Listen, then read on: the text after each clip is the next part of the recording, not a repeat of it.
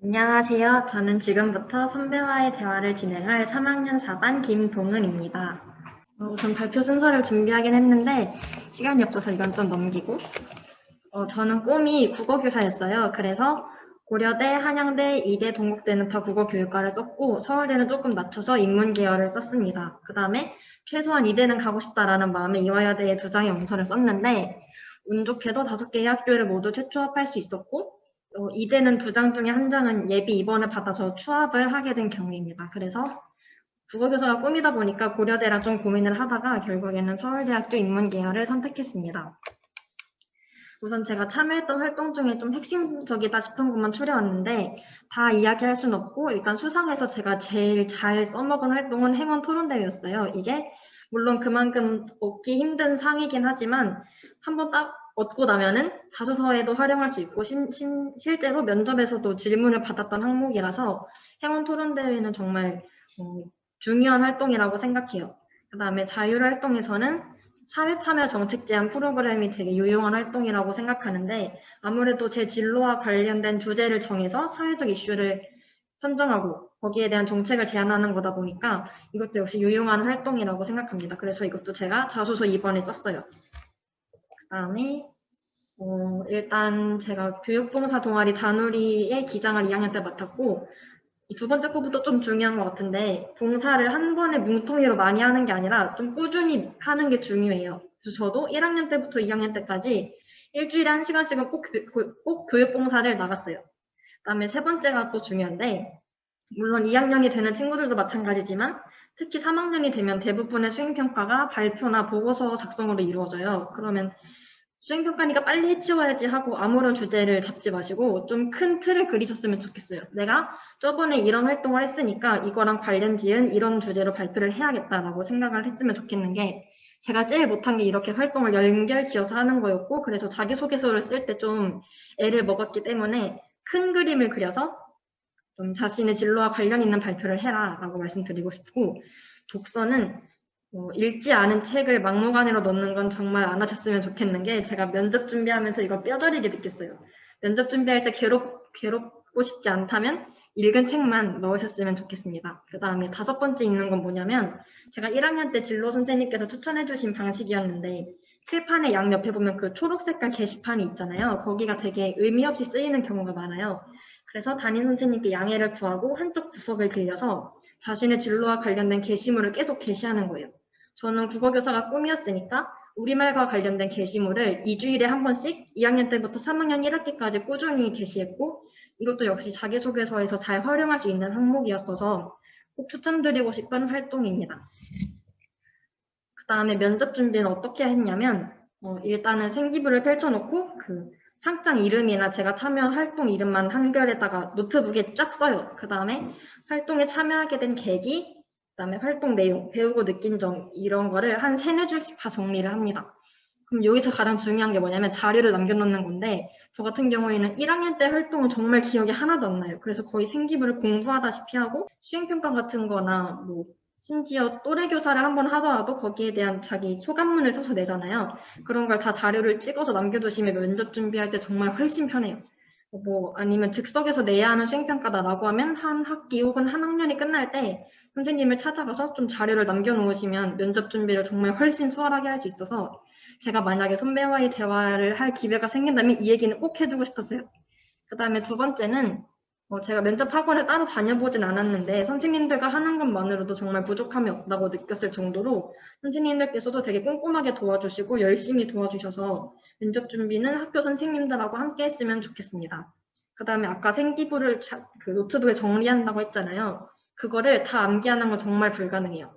그래서 면접은 연습을 할 때 어떻게 하냐면 뭐 예를 들어 행원 토론대회다라고 하면은 그냥 노트북에 행원 토론대회 딱 띄워놓고 거기에 대한 말을 계속 줄줄줄줄 하는 연습을 하셔야 돼요. 그러다 보면 내가 면접에 가서 이 활동에 대한 질문을 받으면 이 키워드로 말해야겠다라는 게 머리에 들어가서 실제로 면접장에 가면 그게 생각이 나요. 이 단어로 말해야지 이렇게. 그래서 굳이 암기하려고 하지 마시고 계속 꾸준히 말하는 연습을 하셨으면 좋겠습니다. 그 다음에 제가 자소서, 면접, 최저 3개 다 있었는데 가장 힘들었던 게 자기소개서였어요. 일단 1번은 아까도 말씀드렸다시피 활동을 연결 지어야 된다. 그러려면 큰 그림을 그려야 돼요. 큰 그림을 그리려면 방학 때 미리 생기부를 봐와야겠죠? 이건 이따 얘기할 거고, 두 번째는 정말 제 개인적인 팁인데, 자소서 시즌이 되면은 정말 아침 9시부터 저 같은 경우는 새벽 1~2시까지 카페에 남아서 막 하루 종일 자소서만 쓰거든요. 그러면 진짜 글이 안 써질 때가 분명히 와요. 그럼 저는 계속 장소를 옮겼어요. 학교에서도 교실에서 하다가 뭐 복도에서 하다가 교무실도 갔다가 학교 끝나면 카페도 가고 집도 가고 이렇게 계속 장소를 바꿨는데 한 번 장소를 옮길 때마다 약간 머리가 탁 트이는 기분이 들더라고요. 그래서 그냥 제 개인적인 방법이라서 추천드리고 싶었고, 세 번째는 정말 제 주관적인 생각이니까 참고만 하셨으면 좋겠는데, 같은 과의 자소서는 많이 안 읽어보시는 것을 추천드려요. 저도 자소서가 처음이니까 다른 과 자소서는 되게 많이 읽어보고, 자소서를 이런 흐름으로 써야 하는구나를 딱 알 수 있었는데, 국어교육과 자소서를 한 번 읽는 순간 자꾸 그 글이 생각이 나더라고요. 그래서 같은 과의 자기소개서를 그렇게 많이 읽어보지는 않으셨으면 좋겠습니다. 그다음에 최저는 제가 3군데 학교가 있었고 제일 센 게 3합5였는데 첫 번째가 진짜 핵심이에요. 모든 과목을 매일 꾸준히 해야 돼요. 물론 자기는 어제 수학을 했으면 오늘은 수학 말고 국어만 해야지 하고 하루에 한 과목만 파는 스타일이다 하시면 자신이 공부해온 방식대로 공부를 하시면 되는데 딱히 정해진 방식이 없다면 모든 과목을 매일 하셔야 돼요. 국영수 탐구를 하루에 최소 1시간을 꼭 깔아두셨으면 좋겠는 게 그래야 감도 잃지 않을 수 있고 뭔가 자꾸 실력이 쌓여가거든요. 그래서 매일 했으면 좋겠다. 그 다음에 두 번째, 다수가 고르는 것이 옳은 건 아니다. 이거는 탐구에 관한 이야기인데 약간 문과면은 생윤, 사문 이게 정해지는 답 같잖아요. 근데 꼭 그게 옳은 건 아니에요. 물론 많은 사람이 고르는 과목이니까 그런 이유가 있겠지라는 생각이 들 수 있지만 저도 생윤, 사문을 내신 과목으로는 되게 잘 써먹었는데 수능 과목으로는 너무 힘들어서 결국에 탐구를 버리고 국영수로 최저를 맞췄거든요. 그래서 만약 내가 정치화법이 자신이 있다 하면은 정치화법 열심히 공부하시면 되고, 약간 뭐 인간 같은 거 선택할 때도 유명한 두 분의 선생님이 계신데 애들은 다 B 선생님 강의를 듣고 나만 A 선생님 강의를 골랐다 하면은 되게 조바심이 나거든요.